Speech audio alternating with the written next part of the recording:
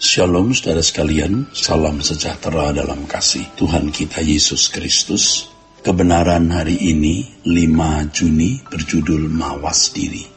Memang ada kitab suci yang diakui sebagai wahyu yang memuat penjelasan mengenai Allah, yang dari kitab suci tersebut manusia bisa mempelajari mengenai Dia. Tetapi kitab suci tidak bisa berbicara sendiri. Kitab suci juga berpotensi dan membuka peluang tanpa batas, melahirkan berbagai interpretasi yang terkristal dalam doktrin dan berbagai ajaran. Sejarah gereja mencatat adanya perdebatan-perdebatan teologi yang membuahkan percideraan, membangun pemikiran seakan-akan pengetahuan mengenai Allah atau teologi menentukan secara absolut kualitas kerohanian seseorang. Itulah sebabnya kalau ada gereja atau seseorang memiliki doktrin atau ajaran yang tidak sesuai dengan doktrin atau ajarannya, dengan sangat mudah menunjuk sebagai sesat. Biasanya penilaian tersebut, saudara, juga didasarkan pada apakah teologi seseorang sesuai dengan teologi para tokoh teolog masa lalu dan keputusan konsili. Itu pasti dibawa-bawa, saudara. Jadi seakan-akan mengukur benar tidaknya ajaran itu didasarkan pada pandangan teolog masa lalu dan keputusan konsili. Hal ini menunjukkan bahwa pandangan teologi masa lalu dan keputusan konsili menjadi parameter atau tolak ukur kebenaran. Secara tidak langsung ini adalah tindakan subversif terhadap Alkitab yang seharusnya menjadi tolak ukur atau parameter kebenaran yang mutlak. Setiap orang dari perspektifnya bisa mengklaim doktrin atau ajarannya paling benar. Siapa sebenarnya yang ajarannya paling benar? Coba, siapa? Kalau ada satu-satunya Allah yang benar, berarti ada banyak agama atau kepercayaan yang salah.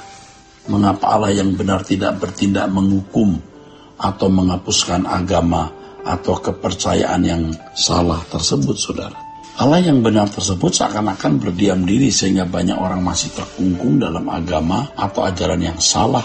Dalam lingkungan Kristen yang memiliki satu Alkitab, satu juru selamat, dan satu sesembahan yaitu Allah atau Elohim Yahweh, ternyata banyak aliran gereja atau denominasi. Berarti ada yang paling benar, agak benar, dan yang salah atau sampai bisa berarti sesat.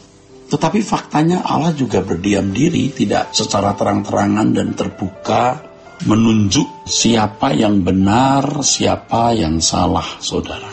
Sehingga terjadi perdebatan-perdebatan, saling menyalahkan dan menuduh, bahkan menyesat-nyesatkan. Terkait dengan hal ini, dengan hal ajaran, adanya ajaran yang sesat itu, Yesus mengemukakan bahwa Allah membiarkan gandum dan lalang tumbuh bersama. Ini artinya Allah membiarkan di dalam gereja ada ajaran sesat yang tumbuh bersama-sama dengan kebenaran sampai pada akhir zaman. Sama-sama tumbuh. Nanti pada akhir zaman baru dibuktikan mana yang gandum dan yang lalang. Jadi penyesatan pasti ada, seperti yang juga dikemukakan oleh Yesus dalam Matius pasal 18 ayat 6-7. Tetapi barang siapa menyesatkan salah satu dari anak-anak kecil ini yang percaya kepadaku, lebih baik baginya jika sebuah batu kilangan diikatkan pada lehernya, lalu ia ditenggelamkan ke dalam laut. Celakalah dunia dengan segala penyesatannya.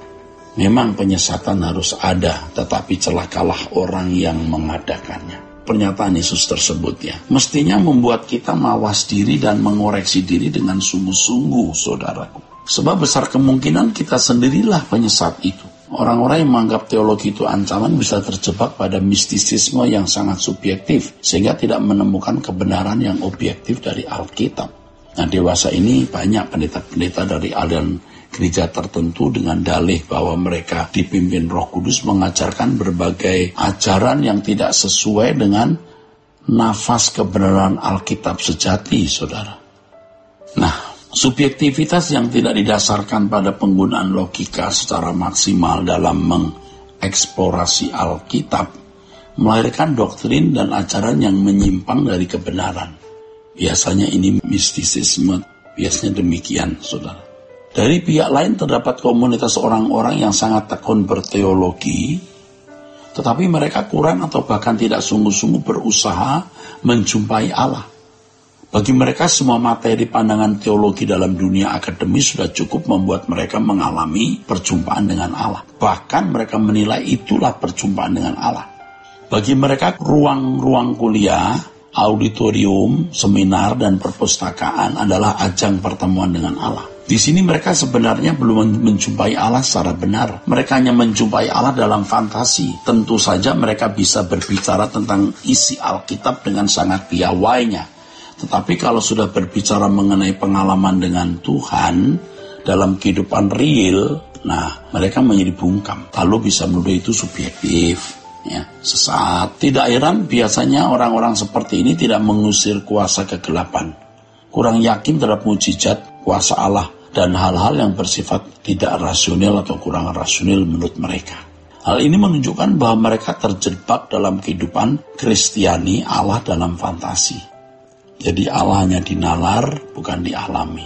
Kelompok ini biasanya memandang bahwa buah pikiran para teolog masa lalu dan keputusan konsili yang mereka kultuskan sebagai kebenaran yang mewakili Alkitab. Tulisan para teolog masa lalu dan keputusan konsili menjadi landasan atau anchor dari format-format sistematika teologi yang mereka bangun.